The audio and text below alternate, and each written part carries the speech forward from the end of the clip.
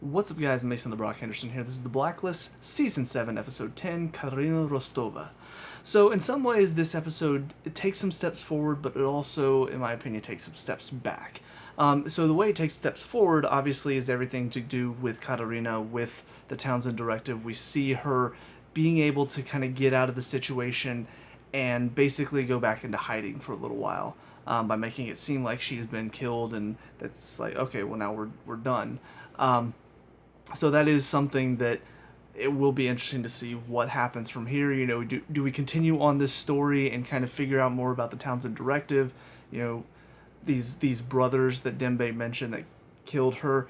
Will we look into them a bit more? Will Red look to try to look into the Townsend Directive maybe? Because it's still hard to tell whether he's working with them or if he's just basically trying not to upset them. It can't really tell, honestly. But the way that it takes steps back, in my opinion, is we've gone back. We've reverted to the same old storyline that I feel like we've seen way too often in the show, and that is Liz and Red. They have information that they're hiding from each other, and they're both lying to each other's faces, and they're trying to also figure out each other's secrets. We've seen that done before.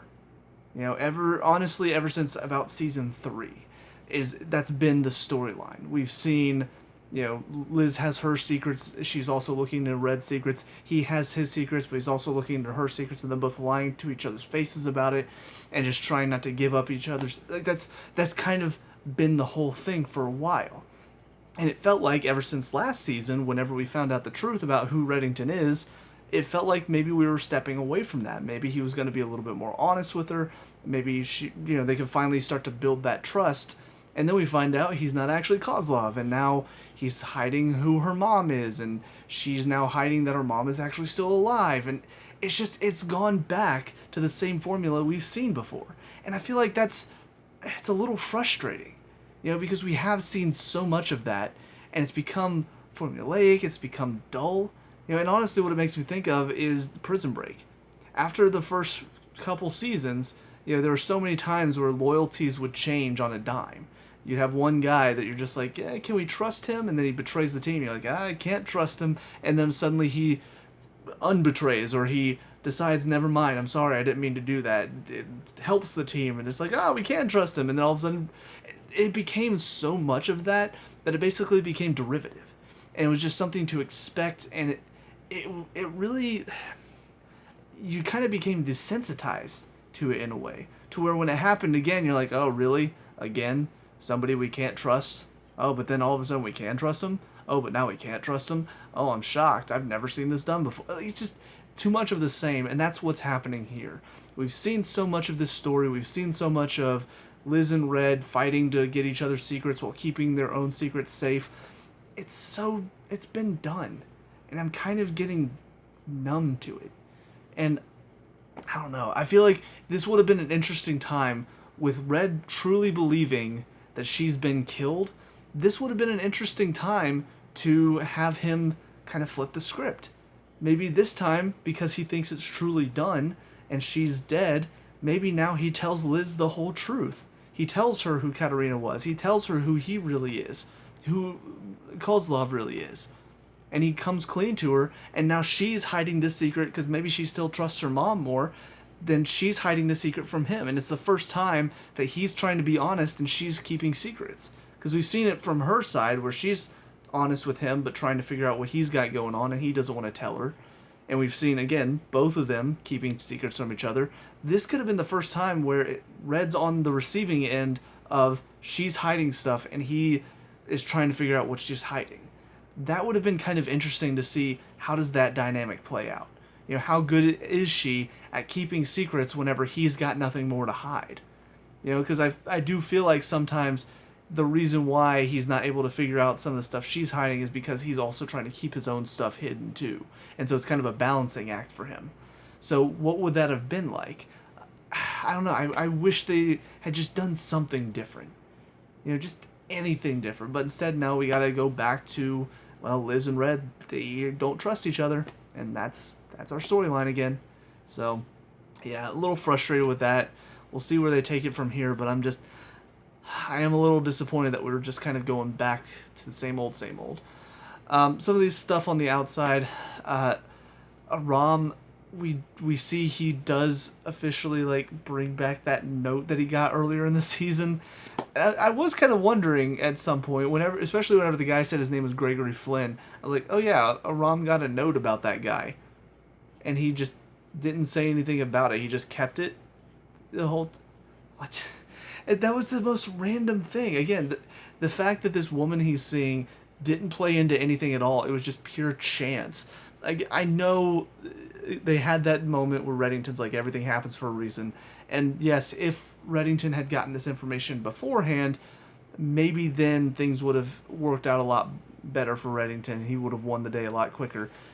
But it still feels very, very coincidental that they just happened to take Frank Bloom's name tag, and that's what kept Reddington from finding this information. Like, I don't know. It seems very odd.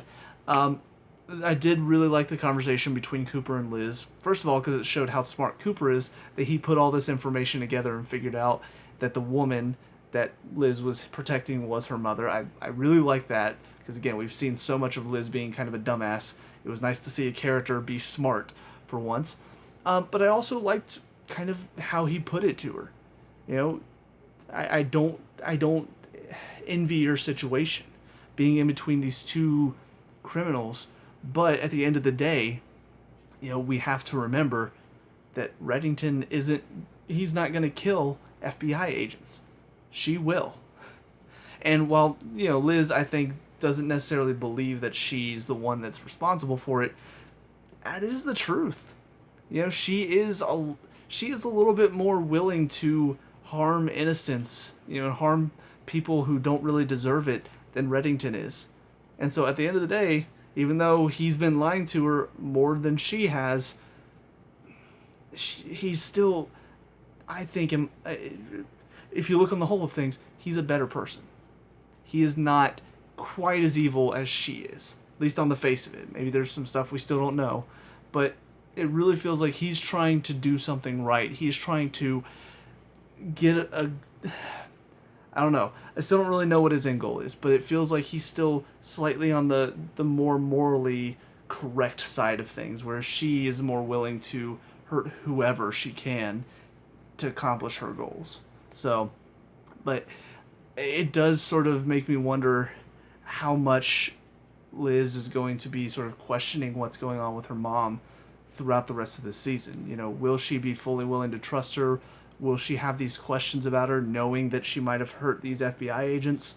I don't know. We'll see. It just depends on how they write Liz, honestly, and that's kind of my worry, is that she will sort of push that to the side because, oh, well, it's my mom, though. I gotta help my mom. She doesn't lie to me. Yes, but she's killing FBI agents. That's not... You can't just overlook that. Outside of that, the stuff with Wrestler, I think, was really interesting in this episode. And he's been a character, we've seen him turn a little bit down a darker path in some of the more recent seasons. The way this episode ended, though, it was really dark for Wrestler.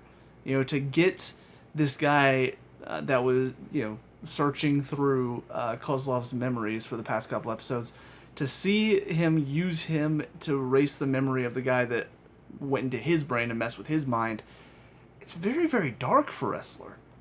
And it's something that I didn't really expect to see from him. So, yeah, I don't know what to expect from Wrestler. Obviously, Park was involved as well, so we'll see how that plays out too.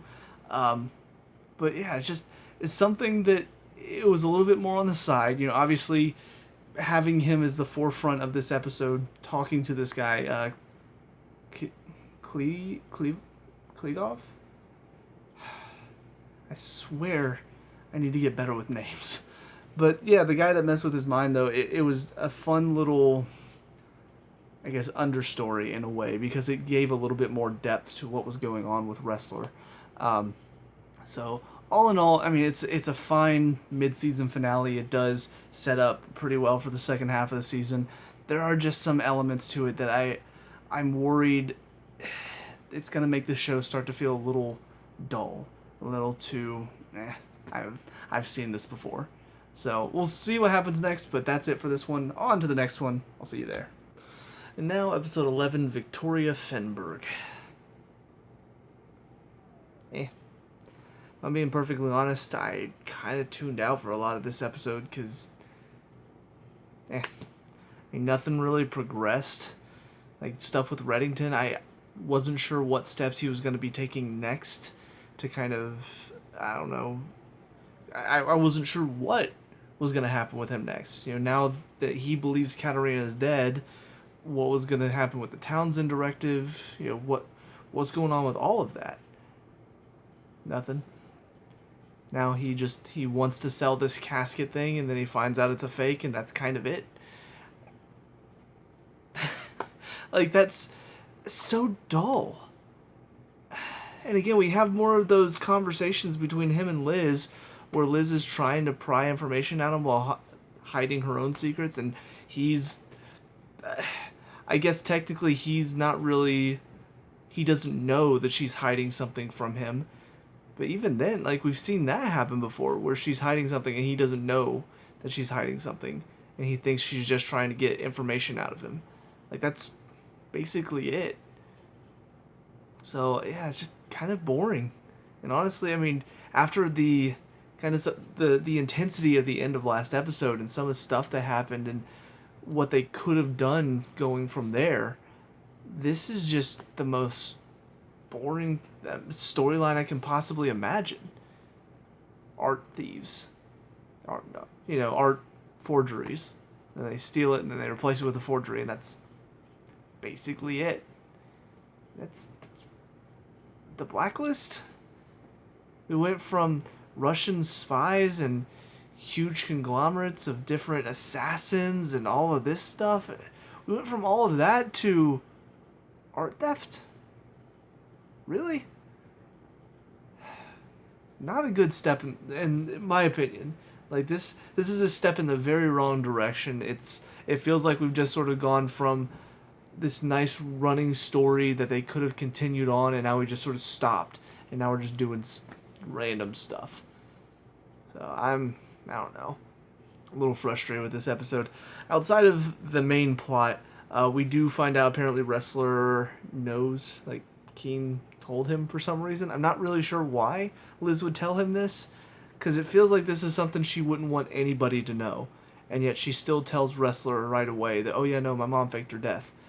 That feels like you should keep that to yourself. You shouldn't want anybody else to know, because if there's any chance that they could let that slip, especially Wrestler, who, again, he may not trust Reddington, but kind of like Cooper said, he's not willing to kill FBI agents, and Katarina is. So I feel like Wrestler's going to be more loyal to Reddington than he would be to Katarina. I feel like he'd be willing to turn Katarina in. So that seems like a stupid move on Liz's part if she wants to keep the secret of her mom's, fake death a secret. So that's odd. Stuff with Aram is really dumb. Like, he doesn't want to see this woman anymore because he's starting to feel bad about everything going on, which, I mean, he rightly should. And then she starts talking about wishing her husband dead, and then he's like, nah, that's too far, and then he goes and sleeps with her anyway. Okay, so now you've turned Aram into a stupid character. Thanks for that. I appreciate it. He used to be one of my favorite characters, and now he's just sleeping with a woman whose husband is in the other room on a ventilator. That's the Aram that I want to see. Not only that, but the start of this episode had one of the weirdest moments. I had to go back and rewind it just to see if I heard it right, because they just got done sleeping together, which, first of all, he's apparently told her all of this stuff that they've done on the task force, which I feel like is a huge, huge mistake. Breaching information security or something. I don't know if he's mentioned Reddington, but still, like, he talked about the stuff with the president and some of the blacklisters that they brought in. So he's told her, in my opinion, that's too much to know for just somebody you're sleeping with, Like, this isn't even somebody that you're dating and you might consider a long-term relation. You're sleeping with her. She's still married, and you're sleeping with her. And you told her all of this stuff. That is the dumbest thing I think Aram has ever done. But then she goes downstairs because she hears the beeping. Apparently her husband is dealing with some issue and he needs to go to the hospital. So she goes down there. He's not breathing. Call 911. Doot, doot, doot. Hello? I'm just... What? She goes downstairs, tells the guy that's dealing with her husband to call 911, pulls out her phone and calls 911. And then even weirder, hi, my husband is, he needs help. My name, looks at a ROM, and then says her name, which honestly it still hasn't stuck in my head. Elodie, I think, is what I want to say. I don't remember her last name. But it was such a weird moment, like, when she said that, my name, Elodie whatever. Why was that such a... Why did you need to look at a ROM to remember your... What was that? So first of all, you've got her telling the guy to call 911 and then calling it herself. And then they act like... It's almost like she forgot her name for a second. Unless they're implying that her name isn't actually this and she's hiding her secret identity. Elodie Harris, maybe? I don't know. I don't know if I'm going to remember, because this whole plot line to me is just so dumb. And it feels so out of place in this show. And I kind of hate it. The stuff with Red and Liz, like, I'm more frustrated with it because of the fact that, like I said in the last episode, I've seen it before. It's dull. It's kind of becoming derivative at this point. This stuff with the ROM is just stupid. It's really dumb. It's out of character for a ROM. And then this whole plot line, and then what happened at the beginning of this episode, like, none of it makes any sense. I can't tell if they're just kind of writing stuff or if there's something there that we don't know about yet that we'll find out later. But just everything to do with this story is kind of ridiculous and stupid. And for a show like this that has typically been pretty smart with its writing and kept it pretty compact and not gone on too many stupid random rabbit holes down, traveling down. This feels like such a weird rabbit hole to travel. Hey, let's go take a little break and talk about a ROM dating this woman, sleeping with this woman who's still married. But she feels like she's not really married anymore because her husband's basically a vegetable. Why is that interesting? Why does that make me like a ROM? You should want me to like your main characters. I kind of hate him right now because of what he's doing. I don't know. It sucks because I came back to this show. This was one of the first shows I wanted to review because I'm like, I need something... I had fun reviewing Rebels, but I wanted to return to some of these shows that I've been reviewing for a while and get back to something that's enjoyable. Because I thought about The Walking Dead, but I'm like, it's pretty down and depressing, and I want something a little bit more kind of exciting and thrilling, and something that's good and can make me go, ooh, I can't wait to see what's happening next. And now, I don't feel any of that. Like, first half of the season, I was kind of there. I was a little frustrated with the dumb stuff that Liz was doing and how she wasn't quite catching a lot of this stuff, but I was there. I was like, okay, what's going to happen next? What's going to happen with Katarina? What's going to happen with Reddington? I want to know. This episode, I don't really care about any of this. This is all just dumb. It's the first one that I feel like I've just completely tuned out. So, we'll see what happens next, but yeah, not really looking forward if this is what I can expect, just a bunch of random stupid shit happening. This is not what I want to see for the second half of the season. So, on to the final of these 3 episodes. I'll see you there. And now, episode 12, Cornelius Ruck. So, another one that was kind of felt like an episode of the miscellaneous misadventures of Raymond Reddington. Like, I don't see how this connects to anything in a bigger plot. It's just, okay, so after he got the little casket thing at the end of last episode, then he goes to the island to sell it, and then all of a sudden people start dying, and it's a whodunit mystery, and then turns out nobody that we knew did it. It was the butler, kind of. But yeah, it was just... There's a deeper plot to it, and that's cool and all, involving this list of possible CIA operatives, but then it turned out to be something... I think was it Turkish operatives? Again, none of this really stuck, because a lot of it just felt sort of pointless. It feels very secluded in its own thing, when there's still a bigger picture going on elsewhere that we're not discussing at all. We're just ignoring that, saying, who cares about Katarina? Who cares about the Townsend Directive? Let's focus on this random stuff that came out of nowhere. And I don't know, I can't get really invested and get super excited about it because I don't really care about any of that. I want to know what's going to happen next in the plot. Now, the one thing that this episode did have going for it was we did get to learn a little bit more about Reddington's past. This past history that he had with this woman, the possible fling that could be starting there, but, she sees how much it means to him to be with Elizabeth right now. And yet, it makes sense.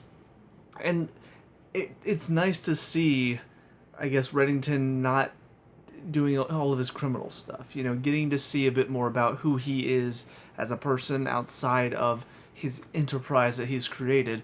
So that part was slightly interesting, and some of the conversations they had about the time that they spent in Marseille, that was fine.